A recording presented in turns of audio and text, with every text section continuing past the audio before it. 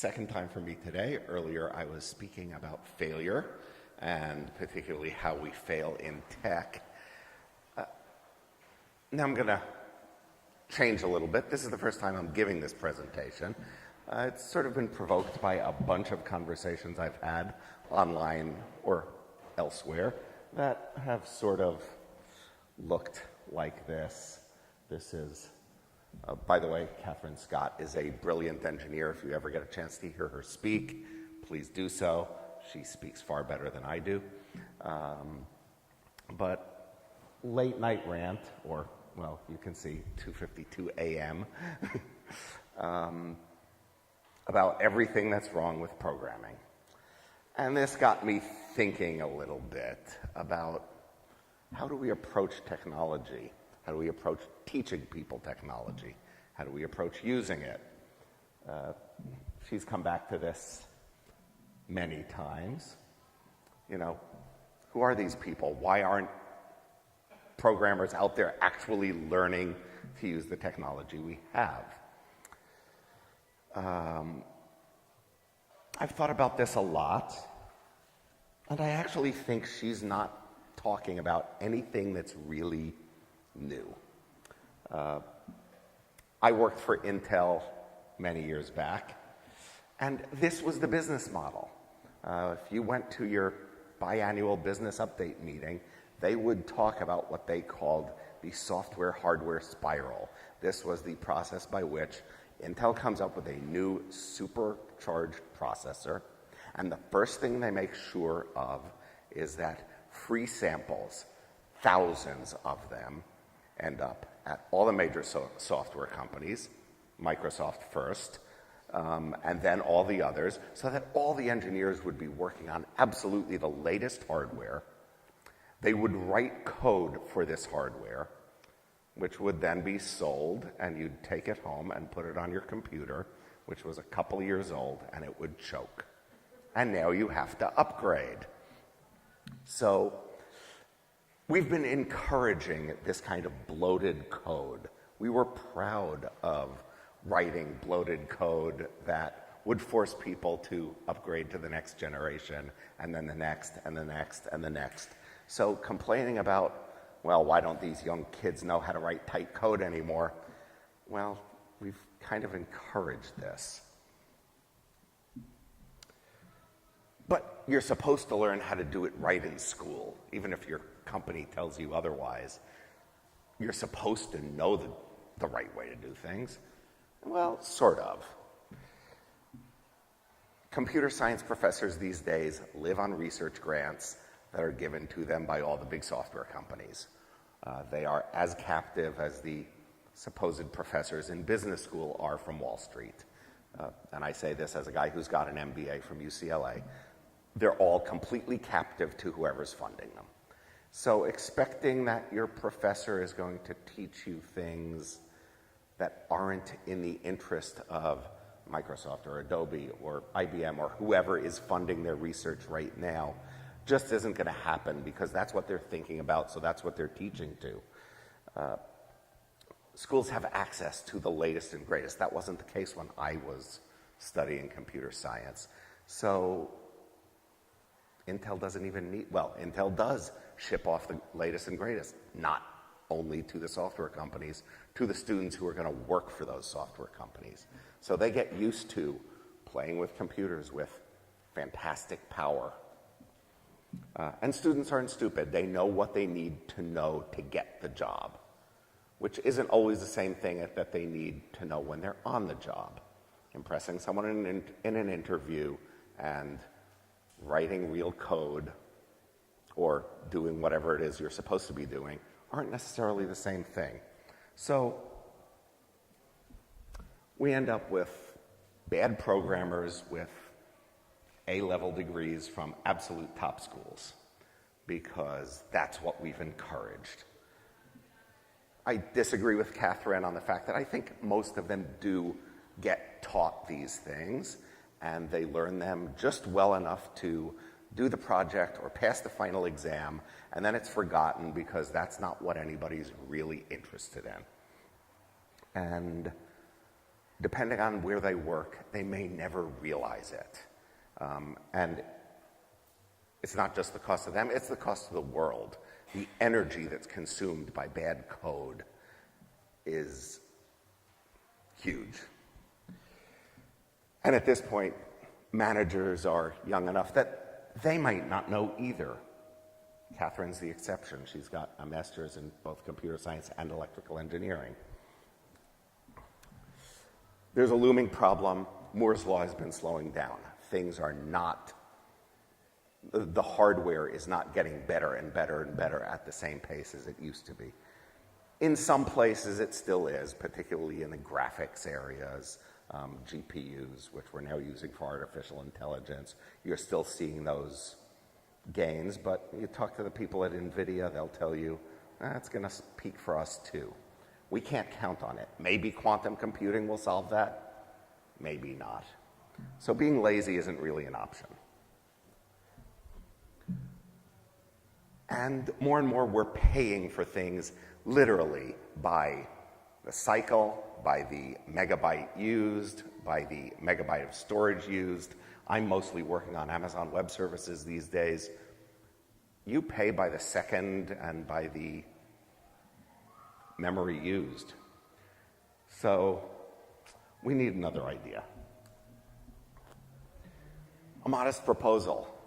We should do everything on crappy computers that force you to learn how to do all these things that everybody used to know how to do. And not just tell them, oh, benchmark it and see, doing it this way took 2 microseconds and this other way took 2.35 microseconds. That doesn't impress anybody. Real pain impresses people. Okay, maybe not this crappy. This is what I learned to program on. It's a DEC System 20. That's a picture of Paul Allen and Bill Gates over this. It's in some museum because they got their start basically chasing bug bounties for DEC when this system came out. And DEC finally fired them because they were finding too many. So they went off and started Microsoft. Maybe not this crappy either. This is an AT&T 3B2, the first Unix machine I ever used, and that's a compact, basically the model computer that was the first computer I owned. I bought it used. But crappy is a state of mind. It's about it's finding the device that will push you, will force you to think. And we have such devices. Yeah, these things. And they're wildly popular. Maybe not in the high-end academic community, but they are. That's one of the first ones off the line. I got it. Raspberry Pis were made for this. They're slow. They are faster than they used to be. They were made for primary education, but these days you can teach most computer science topics on them. It's a very capable platform, and this is a cluster of 4 of them that I use to teach myself Hadoop. I think I learned Hadoop far better using that than I would have by signing on to Amazon Web Services and starting up a Hadoop cluster. Okay, obligatory cat photo with a Raspberry Pi. By the way, the cat is named Flash after memory. I used to have another cat named Floppy. No, I'm not kidding. I'll see, Bill's old enough to get this. Floppy had a little notch in his ear. That's how he got his name. They're now this big. $10. And they push you to do other things. You're not going to build a prototype rover. I built this as part of a NASA apps challenge with a team. We never got it to run, but we sure as hell weren't going to set it out in on the streets of Pasadena with a $2,000 MacBook on it. But one of these, sure, if a bus runs it over, that's just good comedy. Smart people are doing this. You go to trade shows, you see people setting up these clusters, and they're doing it for their own education as well as anything else.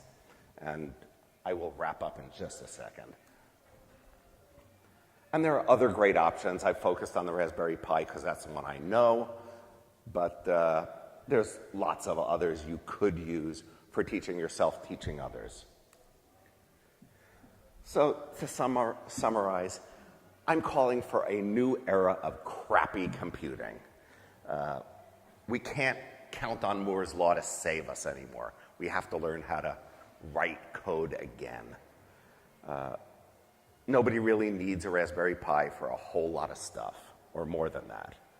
So we need to go back to basics and relearn what we used to know. And these are a great way. As I said, $10, $35. Best deal you can get. Thank you.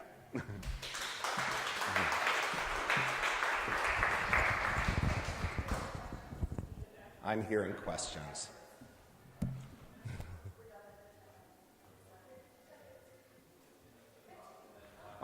Yeah, the slot was 15. My presentation was about 10. Yeah, that's okay. No, I wanted time for questions. So have you thought about starting a crappy computing competition? Maybe have like a couple of like types of code libraries that nobody has done for crappy computer, get some prizes.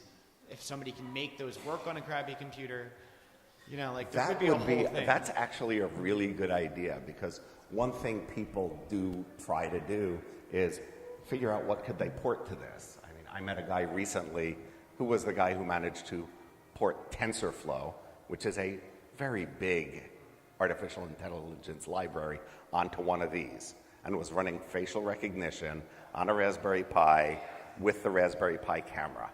That's like a $50 setup. He got a really good job at Google out of that one, so there is, but that's actually a good idea. Thanks. I found that what you and I would think of as computer science now seems to have migrated to computer engineering, where people actually have to know how to program a computer.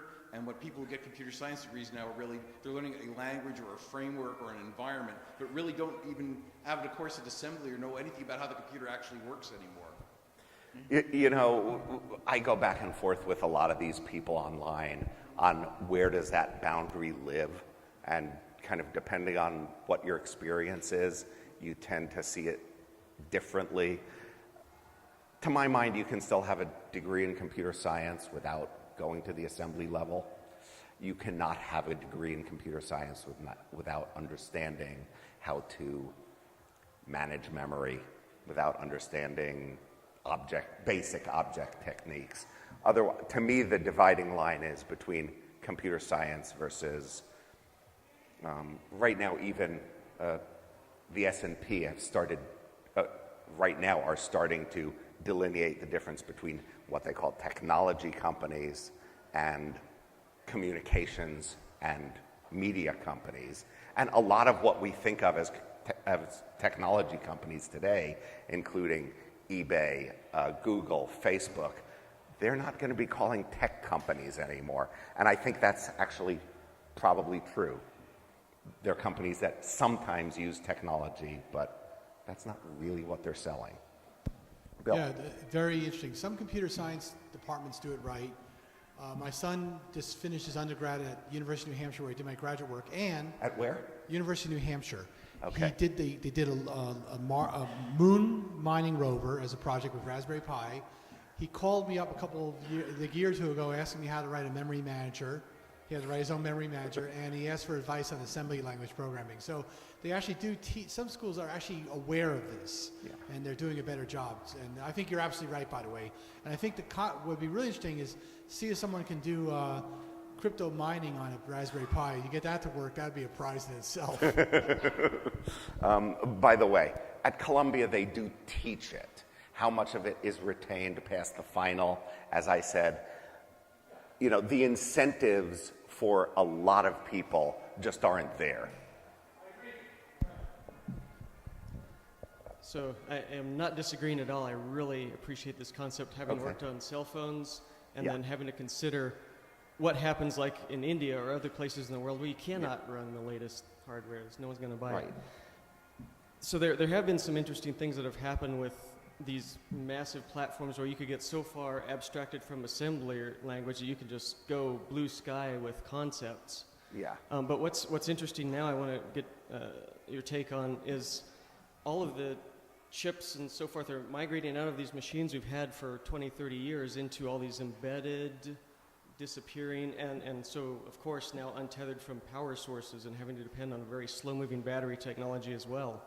Mm-hmm. So choosing the right solution and having computer engineers and scientists think about the full stack, including the hardware, the context, Yep. all of this seems to be, something to instill in their consideration as well.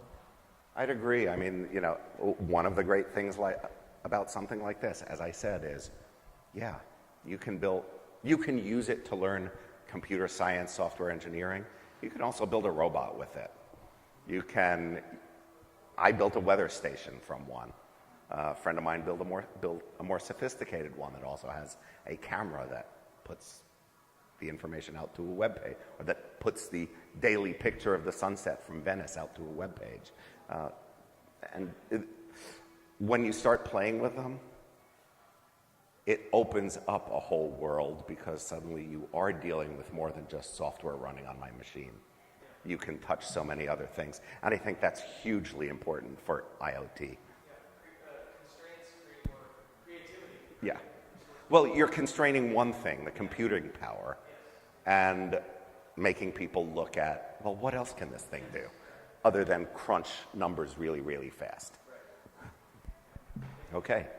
I was hoping you could actually speak a little bit toward, you started to dabble on a little bit with TensorFlow, but how this concept and observation on our historical programming languages may translate into how we continue to tackle AI and programming in that domain in the future. Obviously we just rely heavily on mass computing power to solve a lot of these problems. Train as many images as possible, as brutally as possible. Do you see this theory apply in that domain? I think some of this applies to working with those types of tools. For example, before I learned TensorFlow, I played around with something called MiniFlow, which is basically a self-written neural net program that it's in Python. You can find the code to it and play around with it. And the fact that I had done MiniFlow made my ability to use TensorFlow that much stronger, because I kind of understood maybe not bits and bytes, but I had a lower level understanding of what goes on behind the scenes, because I had actually written a small library. A friend of mine periodically does a 3-hour seminar. Let's write our old neural net, and he basically walks you through that. I think that's good. As to where does software for AI go, there's a part of me that believes in the theory that neural nets may be a dead end. I have no concrete evidence to support this, but it may be a point solution that hits a dead end and we have to go somewhere else. Does quantum address some of this stuff? Maybe. That's something that's way above my pay grade. Well, sure. Part of the reason I bring it up too is they're investing so much in changing the hardware also around AI, right? Like you mentioned TensorFlow and other things. So. And that, if neural nets turn out to be a point solution or a dead end, then that will have been billions and billions of dollars wasted. And we won't know until we do it.